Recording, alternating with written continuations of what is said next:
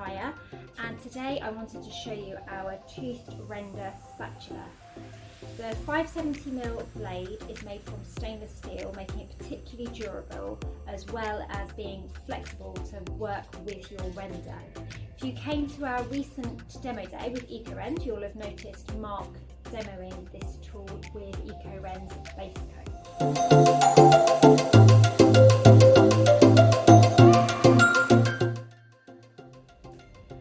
The serrated edge allows air to be removed from the product, ensuring the adherence with the substrate as well as adhering the base coat to the top coat.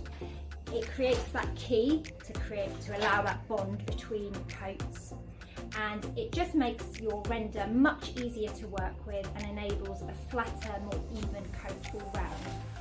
It also has a soft grip handle, making it really easy to work with on those long days on site. Visit our website ces-hire.com